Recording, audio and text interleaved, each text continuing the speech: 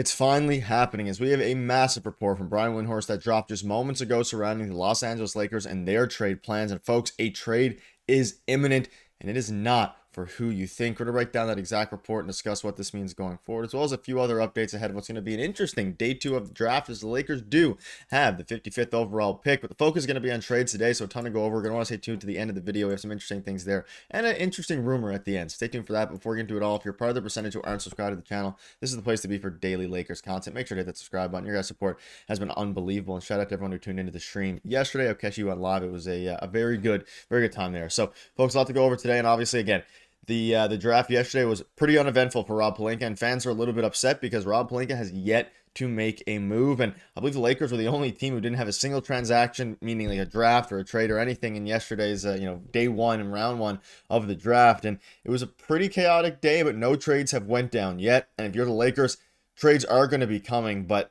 big question mark is, when is Rob Pelinka finally going to strike here? Because he's been absolutely quiet, and people, fans, and even the media, to a degree, are a bit fed up with Rob Pelinka's lack of movement. But let's dive into what's going to be an interesting one. So again, the talk is about Herb Jones. You can see this here. Lakers are in active trade talks to acquire a wing per Brian Windhorst. Los Angeles Lakers are in active discussions to acquire a wing. The Lakers have also been strongly linked with the market of the center, given their depth of options currently on the depth chart and their rescinded trade for Mark Williams of the Charlotte Hornets.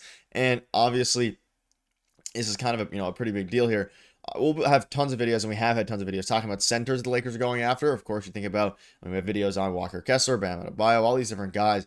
And at this point, that is still the number one need. They need to go out and acquire a center. But in a bit of a surprising, turn of events here, Windhorst comes out and says that the Lakers aren't just looking for a center. They are actively looking for wing players too. Look, you can be actively looking for whatever you want. Doesn't mean you'll make a deal, but the Lakers are in conversations about trying to get wing players because they need wing defenders. The thing is, if they're committed to Austin Reaves and they're committed to Luka playing together, they have to get more defense outside of just getting a center. And I would expect the Lakers to do something before the end of the week, trade-wise, which is like 2 days.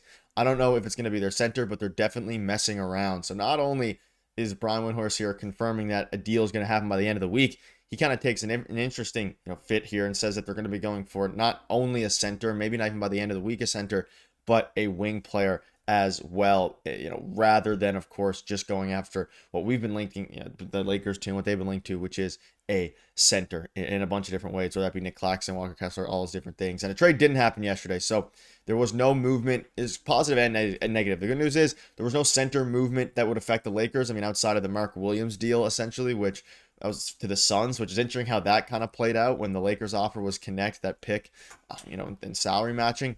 The Suns ultimately ended up getting, Mark Williams for the pick this year, 28, and then an unprotected, I believe it is, or 2029 pick, or whatever it ends up being. So 2 first-round picks for Mark Williams.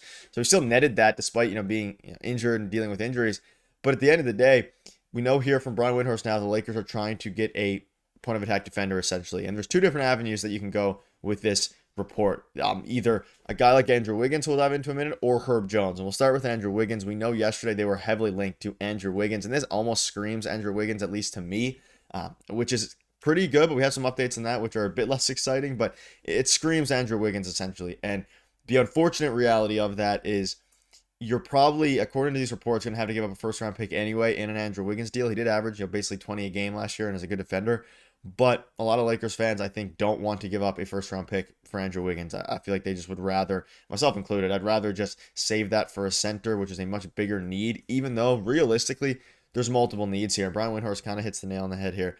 He basically says the Lakers, despite also needing a center, like they need a point-of-attack defender, because Reaves isn't that, Doncic isn't that, LeBron's aging, Dorian Finney-Smith, there's some interesting updates on him we'll have later today and tomorrow. So it's like, it becomes a very interesting scenario.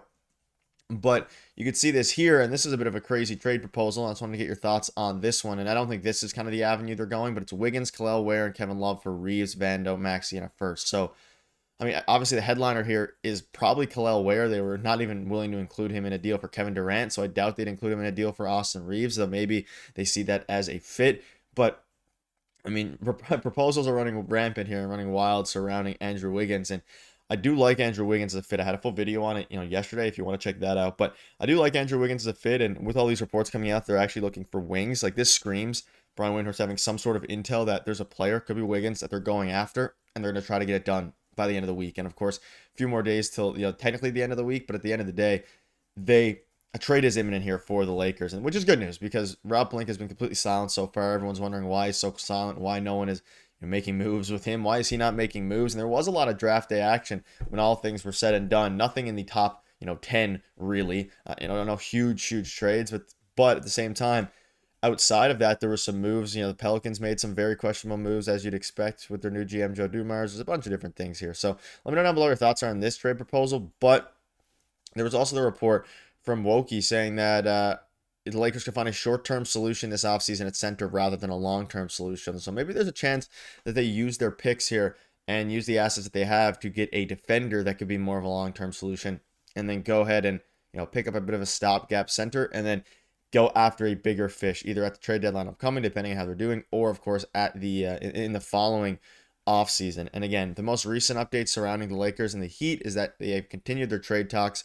I reported the other day that the Lakers checked in on Wiggins and negotiations have advanced from there. No imminent deal, but it's been reported that the Heat want a first-round pick or something equivalent to a first-round pick, which would be Dalton Knecht in this case for Wiggins. So let me know what your thoughts are on Wiggins. Let's dive into Herb Jones now. There's always been some rumblings surrounding Herb Jones, and you can see here a new article is dropped. Herb Jones will be a perfect fit in Los Angeles with such a heavy offensive load to bring on Doncic. We know that he is going to need to be capable to be. He needs to basically have capable defenders around him, but Doncic himself also needs to be a capable defender. Giving Luka a cushion defensively will allow him to be at his best and will ensure he saves energy for the crunch time. This is a trade now, of course. This one, was dropped before the Terrence Mann trade got trade away from the Hawks, but a framework similar to this. So essentially, it's the Lakers receiving Herb Jones. Obviously, they can't receive Terrence Mann now because he's already just traded. For Gabe Vincent, Maxi Kleber, Dalton Knecht, obviously Kobe Buffkin from the Hawks, but you can just, regardless, it's for the Lakers side, it's Gabe Vincent, Maxi Kleber, Dalton Knecht, and a first round pick swap. I don't know if this is nearly enough for for the Pelicans to give up Herb Jones. I think if you're the Lakers, you take this and obviously run. You're giving up one swap and Dalton Knecht for Herb Jones. I think it would probably take Dalton Knecht, your 2031 first round pick, and a 2030 pick swap. Probably give up 2 first round picks and Dalton Knecht.